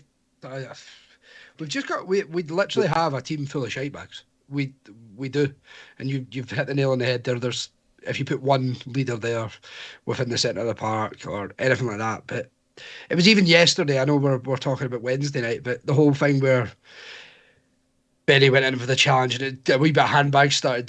There was only Kingsley and Kent really sticking up for our side of the team, and that was it. Whereas Shankland as well. Fair enough, yeah. But teams in the past, we've had all 11 players in the faces of other players going back for it, and that's what helps. And it's infuriating. It is. It's embarrassing, is what it is. Aye, that's it. Kim, it's mental, right? Is that Stevie Naismith as a player was one of the most nippy fucking bastards ever to grace the turf at Tynecastle. Yet, we don't have anyone like that. So why don't we have that, right? Sometimes it pays for someone just to be a total arsehole, and I know because that's how I've lived my life. Why do we not have any players that have been told to do that? Because Naismith, as we all know, when he was a player, always fucking sniping at the referee, blah, blah, blah, this, that and the other, always in someone's face. Yet, he's no found 1 or 2 or 3 or any player at all to be able to pick up that mantle and run with it. Because at the end of the day, it does get you decisions and whatnot. Do you know that shit attitude that he has as a player has not been carried forward as a manager to his playing staff, and that fucking infuriates me because it seems like an easy win. I'm going to sound very Brexit here, right? Oh God! Oh Christ! But do you know, I think it's very much, you hear the stories of managers of the past going and asking another player about, do you know any players? What do you think of that guy as a person? How are they on the pitch? How do they handle themselves? Whereas our recruitment these days is stats, football highlights, everything like that. It's not about the actual science. people. Exactly. And you're not seeing the full finished article of somebody that's just a bit of a bastard. And you probably want that, and a bit of a winner in the sense of that as well. Because I don't see any winners, really. I think Mikey Stewart yesterday nailed it. We ignore the domestic market for football players. Nicky Devlin, right back, playing with Aberdeen yesterday. Offer him what he wants. Yeah. He wants European football with Aberdeen or whatever, but he's from the Central Belt. if we'd offered him something, he would have come to Hearts, I think. 100%. No bother at all. Guthrie at St Mirren, is it Danda or whatever it is at Ross County. Yep. All these players walk into that Hearts team and make it better. The boy that's at Aberdeen just now that we missed it, was it McGrath? Yeah. Another one. Jamie McGrath as well. But again, we try to reinvent the wheel all the time. I mean, like you said, we've went halfway around the world to get Oda and Tagawa. We would have signed that other guy as well if we hadn't someone else and they come in and paid £2 million for him, etc. We've randomly got Vargas out of nowhere. And fine, these players might come good, but you have 1 or 2 punts, Kev, in your team. You don't have half the team punts that you're hoping come good. Because again, Guran Kuhl, Rouse, Devlin, Atkinson, Neuenhoff, it's 5 players we've had for Australia. None of them improve our squad. No, and you mentioned a number of players earlier on who would, in their heyday, would all walk into that Hearts team. But you would take out, go back to a team of 2006, 2004 even. How many of the current squad would get into that team? Not many, if any at all.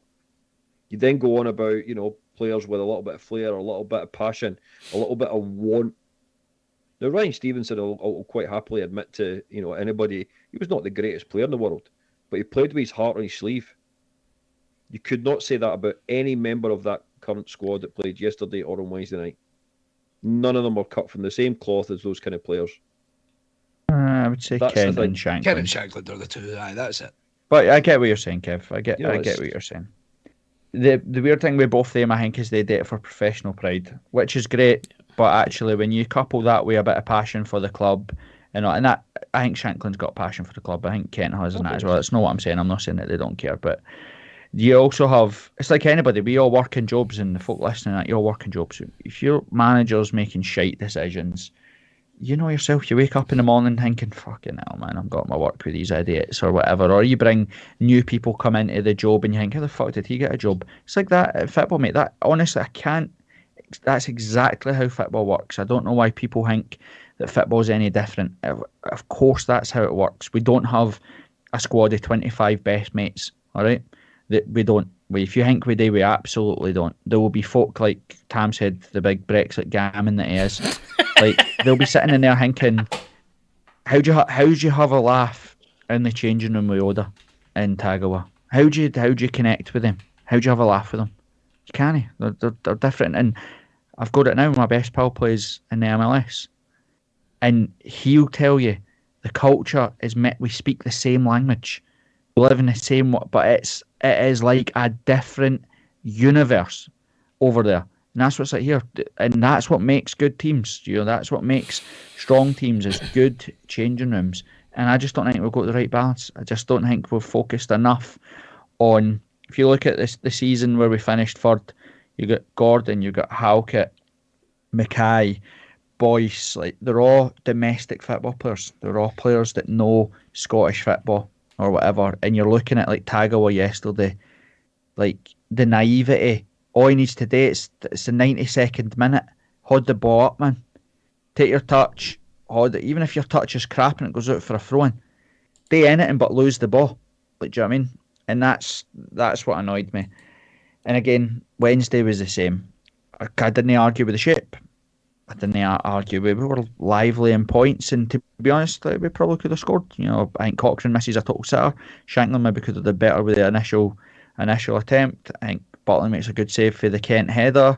Vargas misses a sitter. At one point in a 3-minute spell, we had 2 attempts on goal and never connected with the ball, which sums up Hearts' season. Vargas tried an overhead kick, missed it. Tagawa was through on goal and tried a volley and missed the ball. Like, we were lively. But all I go back to is I cannot believe how bad that Rangers team are, and we never laid a glove on them. It's disgusting. So, Kev, the first goal, I don't know, the replay doesn't show it as it does for probably everybody in the stadium, and Tam, you probably say when you've seen it. The hesitation for Clark kills it. Like, it might only be split seconds, and I'm going to talk about Saturday as well because it's the same. But it starts from, and I know I hate battering players, right? But Really? Who are you? I talk positively, of course we do. We all want to, right? But I feel like it's constant. But it's like it's one of those things that once you start to notice it, it's like it eats away at me every game and it's only highlighted by how good Kent is next to him, and actually how good Kingsley is too. They're very structured, very disciplined. To play in a back three, you have to know where your other centre halves are. You have to know where you are on the park. You have to know where you are, because you play a high line. You're massively exposed to if the wing backs are up the field, so you're massively exposed. You've got to be structured, and to watch your centre half run 30 yards into the opposition's half to engage, he only has two options. There are only two options. It is win the ball or put the boy in the stand. There is no third option, because you've broke the structure of your team, and everything that you see from that moment that Riles decides he's bombing it forward to try and win the ball and doesn't win the ball. Rangers work the ball into the space he came from. They score down the left-hand side of the back three, exactly where Kyle Riles should have been, which means Kent's got to pull forward, Cochrane's got to come back, Atkinson's got to come in, Kingsley's got to squeeze. It ruins everything. So suddenly those players, if you're Kent, you're focused on, where am I? Who's next to me? Where are Rangers? Where's the ball? Shit, he's been popped. Right, cool. Now I need to come back. So now he's got to move, and he's got to hope that Atkinson realises that he's got to drift in, and Kingsley's got to come in, and then they think, oh, it's cool, the keeper's coming, and it can just be a split second. He's not coming. Fuck, shit, we've got to run. And that's exact same with the goal yesterday. It's cool. Wells is going to clear it. He's got to. He'll clear it now. No, he's not. And that is what you see. Clark's coming. Oh no, he's not. Shit. Now Halkett's 10 yards not where he's meant to be. That feeds in to players. How many times do you do it when you're walking with somebody and you got to give them something and they got to get you, and you're like, you're in that pure awkward situation where you don't know what to do. That happens in football, and that's exactly what you've seen on Wednesday. And it's just naive. It's just stupid mistakes that we make. Oh, how many times have I moaned about Kyle's doing that? He does it every single week. Why has nobody pulled him to say what you did, mate? Take a foul. Take a booking there. He actually did it yesterday against Aberdeen. He got popped, and they were on the break, so I took him down and took a booking. I was like, it's the most sensible thing I've ever seen you do. That's when you take a booking for that exact thing. I think he would have taken a booking in the 92nd minute had he not already been on one, if I'm being honest with you. Yeah, same. And I think you see that for Craig Halkett's reaction to Xander Clark when they score. Because again, getting the highlights, but Xander Clark comes, stops, and then goes back. And again, it kills you. It just kills you when you think you've got 1,000 other things to be worrying about. So when and again, goes back to accountability. Your teammates taking a bit of accountability for what they're up to. When you see your goalkeeper coming, you think, all right, cool, he'll deal with it. Oh shit, no, he's not. Right, cool. That, and split second, that means the guy you were marking could be 2 yards closer to you than he was a wee minute ago. You could be 2 yards in front of you. Do you know what I mean? It's just schoolboy stuff, and it's so frustrating. And on Wednesday and yesterday, it's just naive. Kev, we spoke of a similar reaction Halkett had with Joe Pereira. Yep. You know the one I'm talking about. Aye. Exactly. Because it kills you. It kills you. We had, Kev, we talked in the group chat as well, just about Stephen Presley, Webster, Suter, Paul Hartley, like anybody in the opening 5 minutes when you're probably not going to get booked, they'd have put that McCausland on his arse straight away. They'd have laid one on him, said, oh, you the fucking new kid on the block, you're a big ticket, are you? Cool, welcome to my backyard. Boom, they'd have been up his arse and put him on his arse and said, do something about it. I think that's something that Kingsley would have done had he been in that left back position. And for all that Cochrane has got great plaudits about him in regards to the way he goes forward, there's a lot of things he can learn on that side of his game. That sort of we would probably call it just match awareness, and that's what you would expect from him. But it's the dark arts, isn't it? Aye. It is, and the amount of times you called it out last week, as well as a number of other weeks. What is it that centre halves, left back, right, full backs in general hate? They hate anybody running towards them with pace, and them having to then run towards their own goal. And that's what the boy done. Had he been booted up in the air, like the young laddie in the Rosenborg game, first leg, had he been booted up in the air, there's no way that those players would be coming back for more if you'd done it properly. And as you rightly say, do it in the first couple of minutes, very, very unlikely that you're going to get a yellow card. However, it was fucking Willie Collum on Wednesday night, so nothing would have surprised you. I did. No qualms of sending somebody off red card in the first 2 minutes. No bother. But I do agree with you profusely that all it takes is give him a fucking hefty dose. He'll know he's in a game. Yeah. And Cochrane just chased shadows with him all game. Step up and all game as well. That wee guy, he'll going to be a superstar. It looks like he's going to be an unbelievable player. Yeah. But that makes it even worse. You put him on his arse and say, right, you're going to earn this. If you're going to get a man of the match or you're going to play well, then you're going to earn it.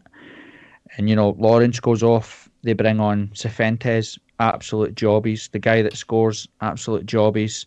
I think the only player that looks even remotely Rangers class is the goalkeeper. Very disappointing. Very, very, very disappointing not to beat that side, or at least take something out of the game. That sets you up for Saturday. Results went our way on Wednesday. If we'd got a draw, we'd have been a point further ahead than we are right now. If we'd got a win, we would have been still sitting comfortable. Builds momentum. Like we said, it changes opinions for Livy are the worst team in the league. St Johnstone were the bottom of the league for a long, long time. Kilmarnock, hit or miss. Motherwell can't buy a win. We beat them. It's like last year. We finished third. Aberdeen and Hibs fans said for the rooftops that's because we're shite. We're a shambles. Aberdeen sorted themselves out for 7 games and finished third. Hibs have appointed an experienced, decent manager, and they're above us in the league. Like, we create and control these narratives. We can change these narratives, but we constantly miss the opportunity and we let ourselves down. I said to Ryan Kenny, listens to the podcast, Smino at half-time on the concourse yesterday at Aberdeen, 1-0 up. Ultras have been singing that song all game, but being 13 points in front. And he was like, you must be happy, Corbett. And I was like, Hearts will lose 3-1 here. And so I said, if Hearts don't make a change at half-time, Hearts will lose 3-1 because we fell completely and utterly out of this match. And I'm sick of being a 38-year-old fat guy with white socks on the touchline, and I can see it. How the fuck are they getting away with not being able to see it? And that Aberdeen team, and this sounds like proper sour grapes, are shite. Absolutely terrible. They're dreadful. And we had them. The fans were booing. They were booing passes back. They were getting so angry. Aberdeen could not get near us. And we took off the one player that was causing them bother and linking with Shankland. We kept the one player that was getting absolutely roasted in our team on until it was 1-1. And he was a second round of subs that came on. It just didn't make any sense. It was just absolutely shambolic. Fun and games, eh? You would have seen this, but on Twitter, a Hibs fan that's a prominent on Twitter, which I actually feel like you'd muted him, put it this way, previously when you were on Twitter, but I actually agreed with him. He says that our hearts just living with a good striker. I was like, probably fair, aye.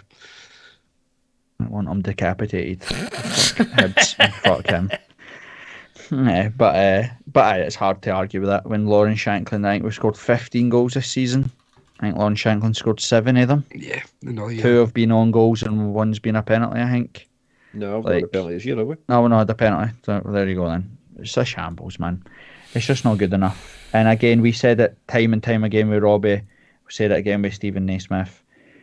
As soon as results dry up, we're fucked because the performances are not good enough. Like we can't get a consistent 90 minutes. I said in the car up to Chrissy Wilson when we were going up, I said I just want to see Hearts just do something normal. Just want to see consistent, play well for 90 minutes, get on with it. I cannot remember the last time I watched Hearts and felt like it was a complete performance. I think Motherwell was the closest, but obviously we can see the penalty a couple of minutes after we go and make it comfortable at 2. But aye. Here's a question for you. Would you take...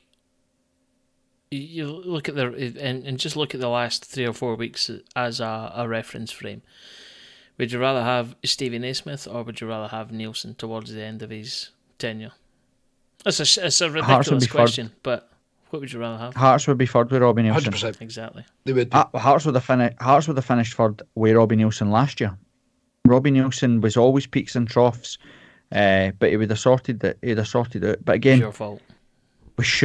We shouldn't have to settle for the performances that we have. The club has got enough money, enough infrastructure, we've got enough backing for the crowd and the fans to have better performances than what we've seen. And that we shouldn't be ashamed to say and ask for better. All we want is an identity. That's it. I just want to see decent football because the league is good enough, is bad enough for us to be cut clear for everybody else and be really try to build the foundations to try and push Rangers. Because again, this Rangers side, Aberdeen and Hibs and Hearts and St Mirren should be ashamed of ourselves that how are we not closer to this Rangers side? Because I get it, budgets and all that. Year after year we could say budgets, but doesn't it? Look at what they've spent their money on. Spent £6 million on Danilo, his jobbies. They've spent £3 million on Lammers, he's crap. Right. Dessers, shite. Cifuentes, shite. It's the worst Rangers side in a generation. Let's say that. Like, can you think, if you go back to the year 2000, can you think of a worse Rangers side than what is on the park just now? No, you can't. Like, genuinely. Individually, player for player, position for position, yeah, okay, fine. But like overall, as a complete unit, that Rangers side is absolute dog meat. They know it, we know But again, Ando, they actually do have an identity in the way they play.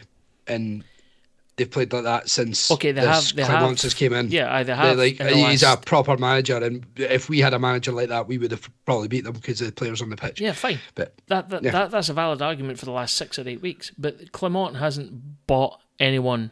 No, new, I agree. Right? The squad is absolutely garbage. And this goes back to the Vauxhall Nova versus McLaren F1. If you've got someone that knows how to drive the fucking car, then you'll get something out of it. Right, so Clement, for warts and all, is getting something out of that Rangers team, by hook or by crook, and our manager can't. We've spoke about it before about striking in the iron shot. The Rangers won't be that bad under that guy when he gets to bring his own people in. Absolutely not. They'll be fucking class. It won't be. And the other thing that should worry everybody, Hibs will only get better. He's getting a tune out of that shite that Lee Johnson assembled. When he gets a transfer window and a pre-season and gets to establish himself properly, they'll be better than what they are right now as well. And that should worry everybody. As well, because I forget how it's coming, but they're going to have money behind them now, I think, for the next few Windies. So, it's shite. But the good positive thing is, Tam, we go to Celtic Park on Saturday. Good laughing at 2009, the last time we won the league at Celtic Park. Last game of the season. Velička double or something. Velička and Andy Driver and Velička 3-1. I think we won. But you look at it. You've seen Motherwell get a draw there. You've seen St Mirren get a draw there. Teams with lesser budgets get a draw there. Shouldn't we expect a result now? No. I'm kidding. We'll get absolutely fuck all. Well, it'll be 5 or 6. Exactly. Right. We'll do predictions in a minute, but I think we've depressed everybody long enough. Was there anything in the game yesterday that we've already spoke about that annoys you? I know we didn't get to talk about the fact that we scored direct for a corner. I would say this week it's nice to see the players coming back, but don't just chuck them in. But Gordon starts with me on Saturday, 100%. When your players coming back were the players that were 3 years ago good enough True. Like I just like I love Craig Halkett. You know that Craig Halkett's one of my favourite Hearts players. If I was to have such a hang right now, I like Craig Halkett. Barry Mackay on his day could be sensational, but when is his day? We see it few and far between. Nathaniel Atkinson's the best right back at the club. I don't know if that's a I don't know if that's a statement that means anything. And Craig Gordon's 40 and he's the best goalkeeper at the club. Put it this way, none of them were signed under Joe Savage, were they? But I didn't care about that. Just again, like I said, you can't judge the recruitment until we get a manager. We just can't. We don't know. Look at those. Like I said, the Hibs are the perfect example of that. Look at the players that Lee Johnson brought in that looked embarrassingly shite. Now they've got a manager in that has a style and a setup and a way of playing, and he's getting a tune at them. Hanlon and Stevenson, but still getting a tune at them. Hanlon and Stevenson are still getting a game. David Marshall's still there, etc. So we just need to bite the bullet, get rid of him. It's not going to change. This is what fucking annoys me about football so much. It's not going to change. It's not going to change. I don't understand what Hearts are waiting on. It isn't going to get any better. So just fix it. Just deal with it now. We don't need to be a further 3 points behind to know that Stephen Naismith isn't the guy to take Hearts forward. My worry is that they'll wait till the winter break. They'll bring in a new manager. They'll maybe finish 4th or 5th, and they'll say the damage was already done. Let's give them a pre-season. Let's back them, etc., etc. And that, yeah, exactly. But they'll not say that. They'll not say that. They'll say that Stephen was given time and difficult circumstances with the UEFA stuff and all that type of pish. We'll get terrible excuses. That's a ridiculous thing about it, though. The difficult circumstances with the UEFA stuff.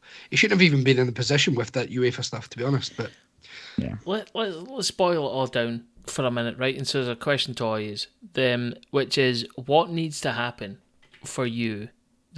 So we know the inner machinations of the club will never be made public, but Corbett is in a more privileged position than the rest of us. But what needs to happen for Naismith to actually get the bullet? Because I'll be honest, if I look at it just now, then I don't see, even if we went the rest of I said this in the WhatsApp group chat, link in the description by the way, then if even if we don't get any points over the rest of December, that's still not going to be enough to get on the sack. What needs? I think it would do. You think so? I was going to say. I think if we well, there you go. If we play against Aston St Mirren at home, St Mirren at home, Ross County at home, and pick up no points whatsoever, I genuinely believe he's got to go. I don't think they'll get rid of him. Stephen Naismith was to be sacked after the Motherwell game had we not won. That was signed, sealed and ratified. He would be removed from his post for the international break, but he was given the opportunity to win at Motherwell. I know that for a fact. And then went 4 in a row. Given that, right, so I'm going to sound like a total wank, and that's fine because everyone's used to it. But see now, I can't believe I'm saying this out loud, I want us to fail and fail badly just to get rid of him. And I know that's a bit shit. It's a bit like how much of the patient do we have to cut away in order to make them survive. But fuck my thing now, Ando, where I'm at is that actually I didn't care about Stephen Naismith. I didn't care how long he stays in charge. It's the decision makers at the club that's got to change. That's my biggest problem. If we got rid of Stephen Naismith, Liam Fox would be the new manager, 100%, whether you like it or not. Right. And Gordon Forrest would probably stay as well because we're still paying Robbie Nielsen until he took the Tampa Bay bench shots job or whatever it was. Lee McCulloch is still on the payroll, and Gordon Forrest is still on the payroll. So Lee McCulloch has said he's retiring now for coaching or whatever, so we'll have to pay him for the duration of his contract. And Gordon Forrest, must be like, well, that's free salaries that we have to pay. If we pay them all off, we could just keep Gordon Forrest and pay Nay salaries because McAvoy and Naismith are already there. So we've got to change the club. James Anderson, for me, stop pissing about playing football clubs and vanity. Do you want to be a football club owner? Then become the chairman, invest proper money into the football club, put the Foundation of Hearts on the back burner until we get it right, because it's not right. It's got the potential to be unbelievable, but it's not right. We hear absolutely fuck all from them. And what we do here is that they don't have a voice on the board, so what's the point in them? They're just a token gesture to be there. It's a funded outvoted on everything. Yeah, they're outnumbered and outvoted on every major decision on the board. What's the point of them? Their website's terrible, their communications are terrible, there's no advertising. Why is there no QR codes up in the stadium to the net? Links to the net. There was 150 less pledgers this year than there was last year, and yet they launched saying, we want 8,000 new pledgers. What planet do you live in? Where you're losing 150 of them, but you want to get 8,000? Come on. I could go fuck it. I could speak for ages on this, because without going too much into detail, my job is marketing strategy. So why, all that stuff you've mentioned absolutely is true and correct. But let me ask another question then. So forget the Stephen A. Smith thing. What would you like to see happen? If in order to make Hearts a success, what would it take for you? Just maybe 2 or 3 points. What needs to happen in priority order for us to get out of the shithole that we're in? I loved Craig Levein and I loved Stephen Presley. They were my heroes, and they stayed. One of them made a decision that killed him at the club, and I'll never be able to love him again, which is Stephen Presley. And the other stayed too long for me to ever forgive him and ever look at him the same way that I did before. Craig Levein was an unbelievable Hearts manager first time round. I loved him to bits. He was no nonsense. He got horrendous football players and he made them better, because he demanded that they be better. And if they weren't, he'd punch fuck at them or he'd bench them. Literally, he would literally punch fuck at them. He wouldn't take any shit. And he stayed long enough because of him being a Hearts man, and I get all that, I understand all that. But I watched the legacy of what we see now is the legacy that he left. He stayed too long and it burnt. I'm at the same bit with Anne Budge now. She saved the football club, and we should be able to look back fondly on everything that Anne Budge did, and I'm genuinely concerned that we're getting to a point where I couldn't care less what she got up to, because she's staying long enough to actually ruin almost everything good that she's done at the football club, because she's the ultimate decision maker. No one's allowed to ask her questions, and because we've created that culture for nearly 10 years, no one's ever put her under pressure. We've never had to hear her answer real questions as to where we're at. So I would like her to be able to leave with still some of her legacy there. Obviously, she's going to have a legacy there, right? Build a statue. People, we're at a point now where I'd like her to be able to leave so we can have fond memories of her, and we can thank her for the unbelievable stuff that she did. But on the park is what matters. On the park is all I care about when it comes to supporting Hearts. I remember when we finished bottom 6 under Vladimir Romanov. Stevie Frail was the manager. It was the first time in the history of the club and on the top 6 that we'd finished in the bottom 6. And I was like, that is an embarrassment, because we used to be able to slag Aberdeen's and all that stuff because they finished bottom of the league and didn't get relegated because of Falkirk didn't have the stadiums and all that, and we'd slipped and I hated it. And since then we've been in the Championship twice, and I literally had to start a campaign to stop Hearts from lifting that trophy. The COVID season with Neil Doncaster coming to Tynecastle to lord it over us, to make it seem like it was an achievement. I physically had to tell the club, don't do that. That's meant like that is a slap in the face to fans. And they were like, what? So I would like James Anderson, if he's there and he's got £100 million to give to art schools and he has all these business contacts, take over the running of the football club. Let the Foundation of Hearts go in the back burner. Get some proper people in there that can do the job full time where they need to be. I don't think anybody gets paid to work for the Foundation of Hearts.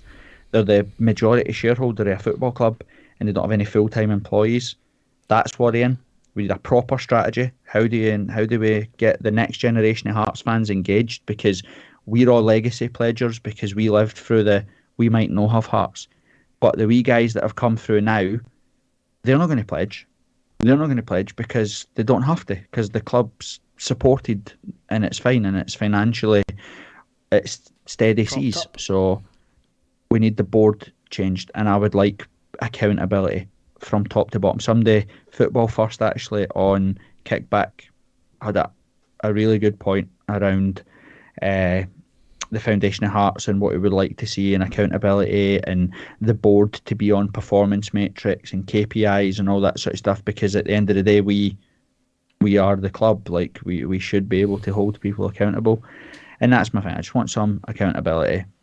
Then whatever happens with the manager happens with the manager. Right now I feel like if we bring in a new manager, it's just a band-aid. There are bigger problems at the club. It needs to be gutted and start again. As in a nutshell, that's where I'm at. Kev, what about you? I can't disagree with a lot of that. Can I see it happening? No.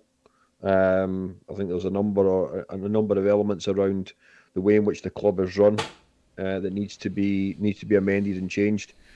I do like the idea of James Anderson coming in with his contacts. No doubt he would be able to put the right people in the right role, and from that point of view, move the club on.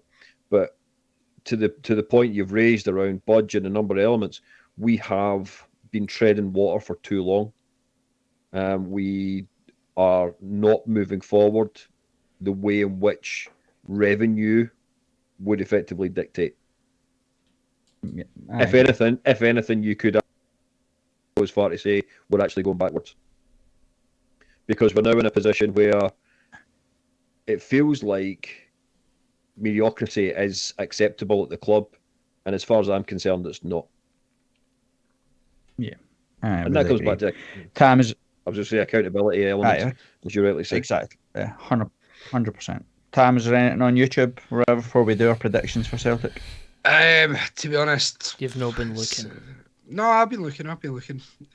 Dean Barber's had a few comments saying about his son would rather stay at home than watch Hearts, which I think we all probably feel the same.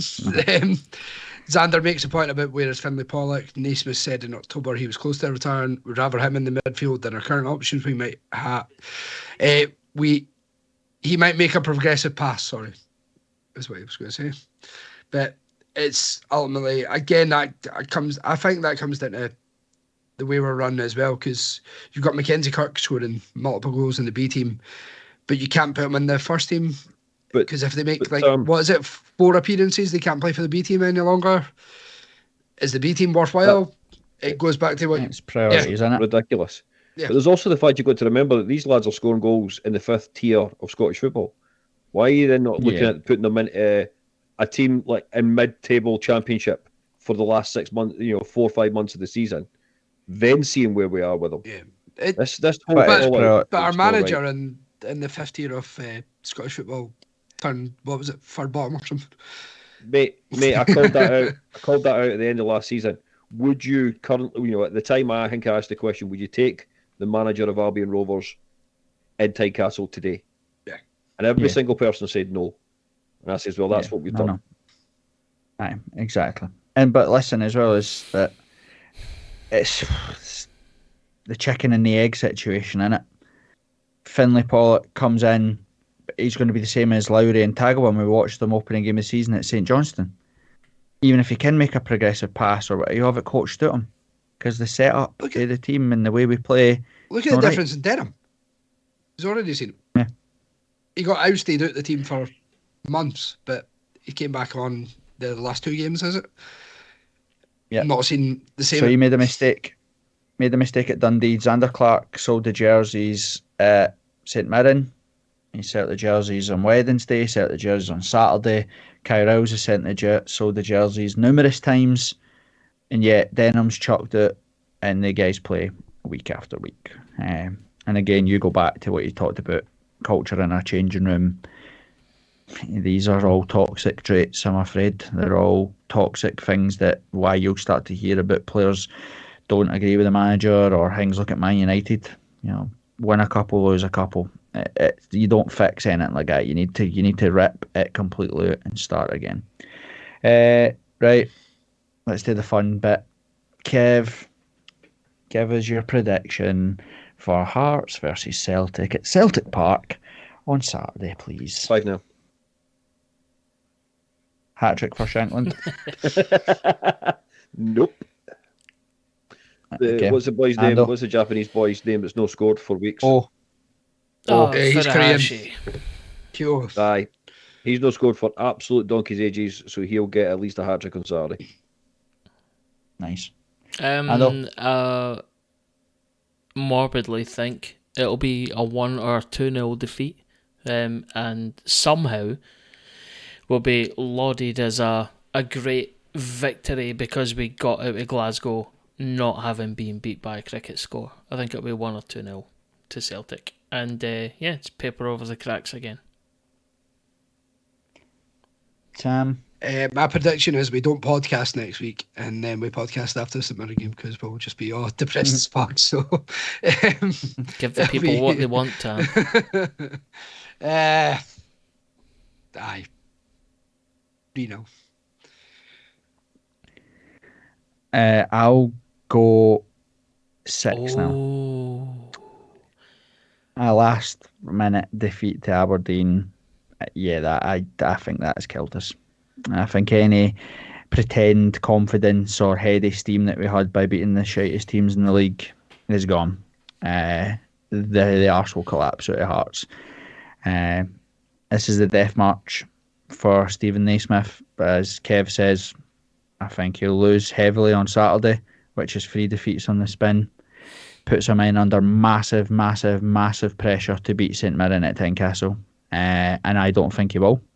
And I think that'll be Stephen Naismith's last game in charge. Heart of Midlothian will be after the St Mirren game. Can I revise? When Liam Fox will be in charge for the derby. I was going to say, can I revise my previous prediction, knowing what Corbett said there is likely? Mystic Corbett and his crystal balls have decided that this will be the case.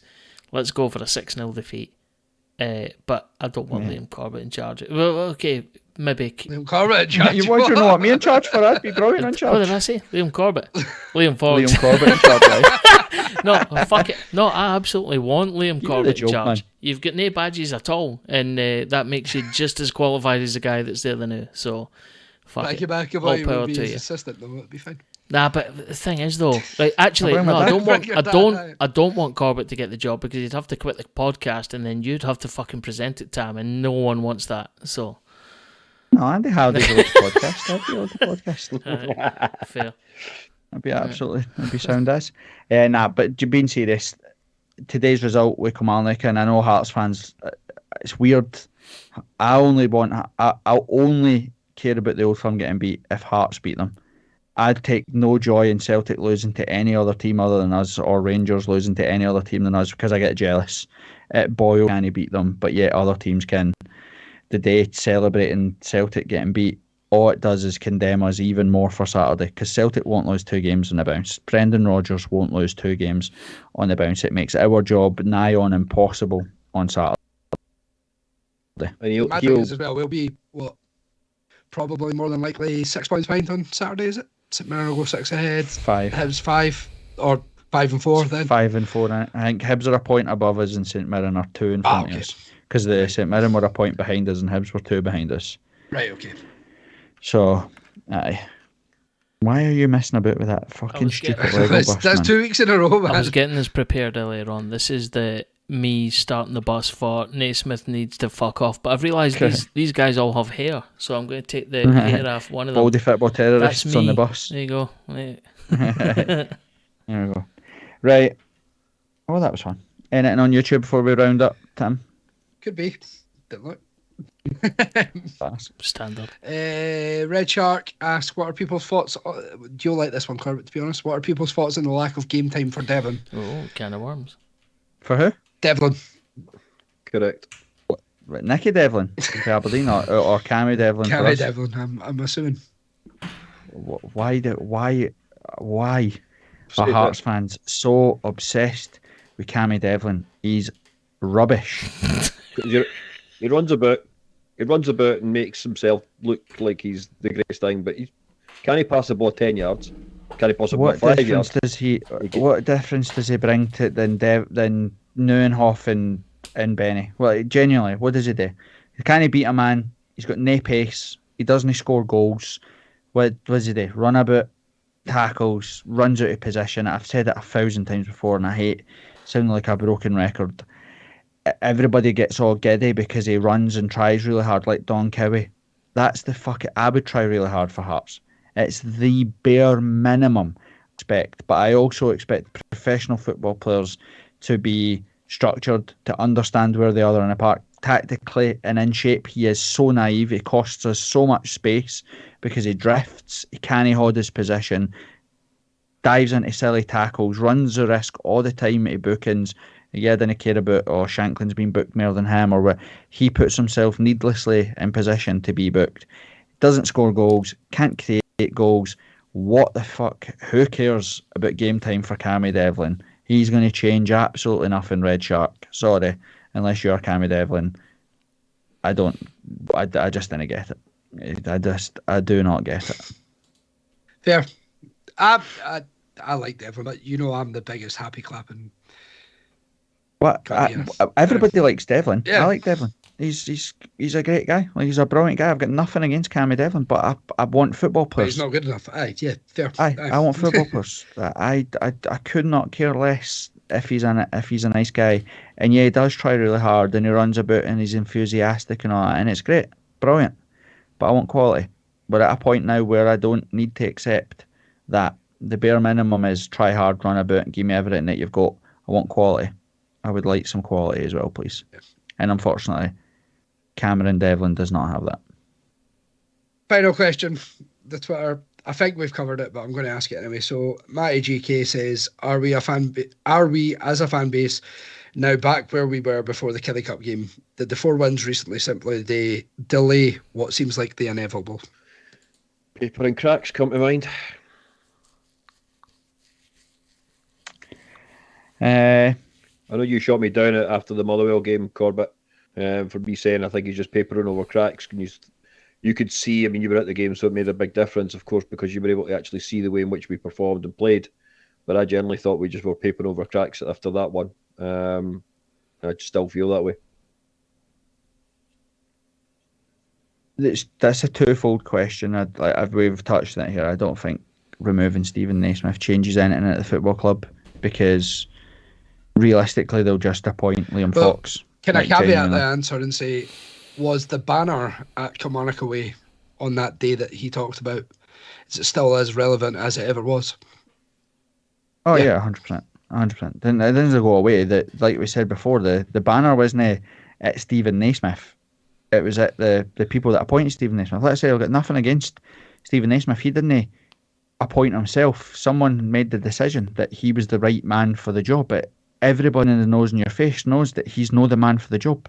It's the same with Aberdeen. Like, Barry Robson's not going to be the right man for Aberdeen. Like, we know that. Like, they're too big a club to have an inexperienced youth coach taking the club, and the better St Mirren do, the better Hibs do, etc. All it's going to do is keep highlighting that actually, and Derek McInnes, getting results with tiny budgets, playing on a plastic pitch. All it's going to do is keep highlighting, actually, we should be doing better than what we have right now. So the banner hasn't changed. I've said before, the first change has to be at boardroom level. Once is a coincidence, twice is a trend. We've been down this road before with inexperienced managers backed up by old football heads, and it does not work. We need an agitator. We need someone to go in, rip the place apart, and put some actual demands on the players and hold people accountable from top to bottom. And I like how Mikey Stewart stole your line yesterday on Sportsend about the only against the averages being Robbie Nelson. You've said that multiple times. He's the outlier. Outlier. He is the outlier there. The season's under Robbie, and yeah, we've had relative success under Robbie Nelson. But again, we should have been kicking on. We should have kicked on after the season where we finished third when Rangers and Hibs weren't in. We never and we should have kicked on when we finished third, and we should have drove Hibs and Aberdeen in the dirt, and we didn't. Well, a nice positive, cheery note to end it. Right, Mare can't have babies, so we can cheer up next week by shouting out, please, because this is depressing. Well, hopefully next time actually we podcast, I am going to the AGM. I have someone's proxy.